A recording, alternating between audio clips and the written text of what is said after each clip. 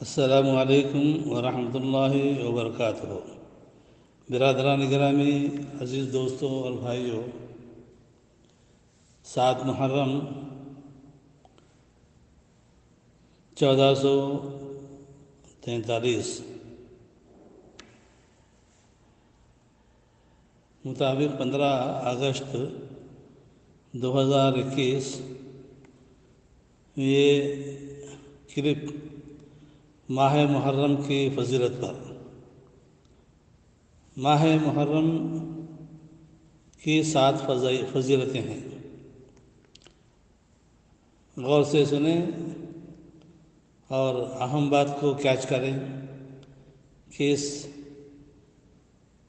Clip میں کیا اہم چیز آپ کے سامنے پیش کی جا رہی ہے۔ ماہ محرم کی 7 فضیلتوں میں پہلی فضیلت کہ یہ مہینہ عربی مہینوں کے ترتیب میں سال کا پہلا مہینہ ہے، یعنی اس کی ایک فضیلت ہے یہ کہ یہ عربی مہینوں کے تمام مہینوں میں پہلا مہینہ قرار دیا گیا ہے ماہ محرم، یعنی اس کی ایک فضیلت ہے محرم کی پہلا مہینہ ہونے کی حیثیت سے۔ دوسری فضیلت یہ ہے کہ اللہ رب العالمین نے 12 مہینوں میں، سال بھر کے 12 مہینوں میں 4 مہینوں کو حرمت والے مہینے کہا ہے، حرمت والے مہینے قرار دیا ہے،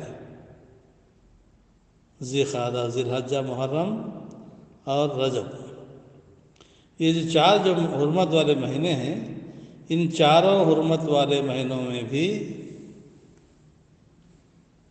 افضل ترین مہینہ، یعنی سب سے افضل مہینہ حرمت والے مہینوں میں یہی محرم کا مہینہ ہے۔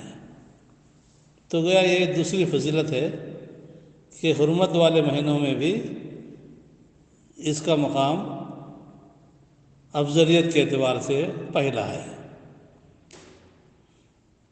پھر اس کے بعد دوسرے اور مہینے ہیں، ذی قعدہ، ذی الحجہ، رجب وغیرہ، لیکن افضل ترین مہینہ ماہ محرم ہے۔ یہ اس کی دوسری فضیلت ہے، یعنی محرم پہلا حرمت والا مہینہ ہے اور افضل ترین مہینہ ہے۔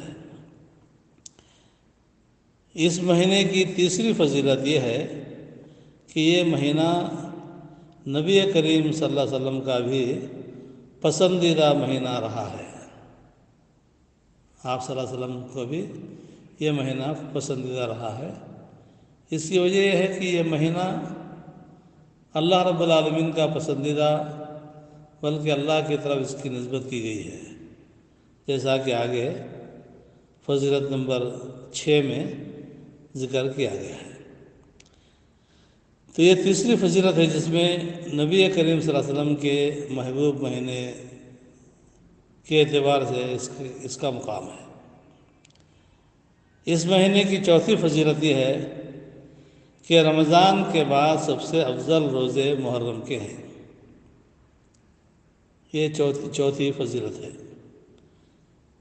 حقیقت یہ ہے کہ رمضان کے روزے فرض ہونے سے پہلے خود مکہ مکرمہ میں بھی اور نبی کریم صلی اللہ علیہ وسلم کی ہجرت کے بعد مدینہ تشریف لانے کے بعد پہلے سال بھی یہ محرم کا مہینہ، محرم کا روزہ فرض تھا، اس کو فرضیت حاصل تھی۔ جب رمضان کے روزے فرض قرار دیے گئے تو پھر اس کو جو ہے نفل و تطوع میں رکھا گیا، اور نفل روزوں میں بھی یہ اہم ترین روزہ ہے۔ یہ چوتھی فضیلت ہے، رمضان کے بعد سب سے افضل روزے محرم کے ہیں، جیسا کہ مسلم شریف کی روایت ہے، افضل الصیام بعد رمضان شہر اللہ المحرم۔ پانچویں فضیلت اس مہینے کی ہے کہ یہ مہینہ گناہوں کی معافی کا مہینہ ہے۔ یہ مہینہ گناہوں کی معافی کا مہینہ ہے۔ چنانچہ 10ویں محرم یوم عاشوراء کے روزے کی فضیلت پر کہا گیا کہ یوم عاشوراء کا روزہ رکھنا نبی کریم صلی اللہ علیہ وسلم کے الفاظ میں آپ نے فرمایا کہ صیام یوم عاشوراء احتسب علی اللہ ان یکفر السنہ، کہ یوم عاشوراء کا روزہ مجھے اللہ رب العالمین سے یہ امید ہے کہ اللہ تعالیٰ 1 سال کے گناہ معاف فرمائے گا۔ یہ مسلم شریف کی روایت ہے، جس سے معلوم یہ ہوا کہ یہ مہینہ گناہوں کی معافی کا بھی مہینہ ہے۔ اس لیے اس مہینے میں کچھ نہ کریں، روزہ رکھیں، خاص طور پر عاشورے کا، 10ویں محرم کا۔ چھٹی فضیلت اس مہینے کی یہ ہے کہ یہ مہینہ شہر اللہ کا مہینہ قرار دیا گیا ہے۔ نبی کریم صلی اللہ علیہ وسلم نے اس مہینے کو شہر اللہ المحرم کہا ہے۔ تو گویا جس مہینے کی اضافت نسبت اللہ رب العالمین کی طرف کی جائے گی تو وہ مہینہ اپنے مقام اور مرتبے میں اونچا اور افضل اور اعلیٰ ہے۔ اس لیے اس مہینے کی ہم عظمت کو دھیان میں رکھیں اور جو افضل ترین کام ہے اس مہینے میں وہ کرنے کی کوشش کریں، اور وہ ہے عاشورے کا روزہ رکھنا۔ عاشورے کے روزے کے سلسلے میں سنت یہ ہے کہ عاشورے کا ایک روزہ 10ویں محرم کا رکھنا چاہیے، لیکن نبی کریم صلی اللہ علیہ وسلم نے اپنے آخری سال، جس سال آپ نے عاشورے کا روزہ رکھا، صحابہ کرام سے گفتگو کے بعد آپ صلی اللہ علیہ وسلم نے یہ عزم کیا تھا کہ اگر میں اگلے سال زندہ رہا تو یہودیوں کی مخالفت میں 9ویں کا روزہ رکھوں گا۔ جیسا کہ حدیث کے الفاظ آتے ہیں، ابن عباس رضی اللہ تعالیٰ عنہ فرماتے ہیں، مسلم شریف کی روایت ہے کہ فَإِذَا كَانَ الْعَامُ الْمُقْبِلُ إِنْ شَاءَ اللَّهُ صُمْنَا التَّاسِعَ، جب اگلا سال آئے گا انشاءاللہ تو ہم 9ویں کا روزہ بھی رکھیں گے۔ ابن عباس کے مسلم شریف میں دوسرے الفاظ یہ ہیں کہ لَإِن بَقِيتُ أَوْ لَإِنْ عِشْتُ إِلَىٰ قَابِلٍ لَأَصُومَنَّ التَّاسِعَ، اگر میں زندہ رہ گیا اگلے سال تو میں ضرور بضرور 9ویں کا روزہ رکھوں گا۔ تو ان احادیث سے معلوم یہ ہوا کہ عاشورے کے ایک روزے کے ساتھ ساتھ 9ویں کا روزہ ملا کر رکھنا چاہیے۔ بعض روایتوں میں کہا گیا کہ اگر 9ویں کا نہ رکھ سکیں تو 11ویں کا رکھ لیں، تاکہ یہودیوں کی مخالفت میں 2 روزے ہو جائے، لیکن احادیث کی کثرت 9ویں کے روزے پر اشارہ کرتی ہے، اور علماء کرام نے افضل ترتیب یہ بتائی ہے کہ 9ویں اور 10ویں کا رکھے۔ کسی وجہ سے عذر سے اگر 9ویں کا کینسل ہو جائے اور کوئی آدمی 10ویں کا ہی ایک روزہ رکھنا چاہے تب بھی رکھ سکتا ہے۔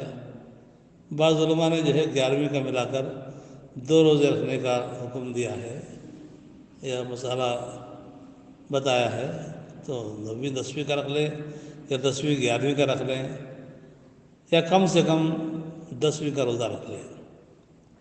لیکن افضلیت کو یاد رکھیں کہ لَأَصُومَنَّ، میں ضرور بضرور 9ویں کا رکھوں گا۔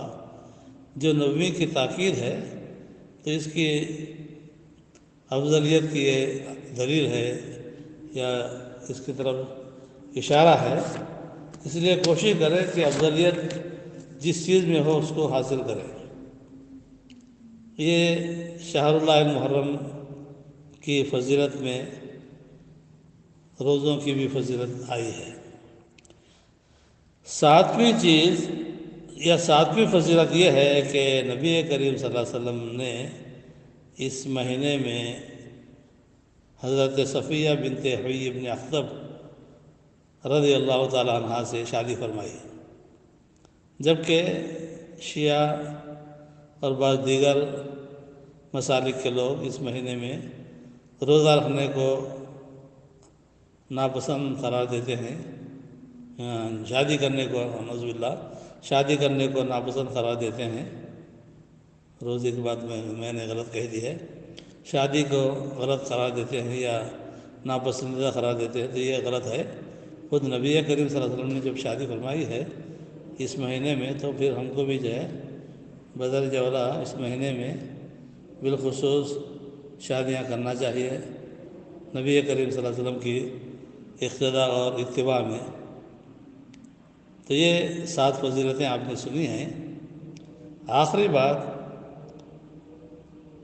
جو یہ بہت ہی اہم ہے، امام ابن تیمیہ رحمۃ اللہ علیہ فرماتے ہیں کہ یہ جو فضائل آپ نے ابھی سنی ہیں، اس میں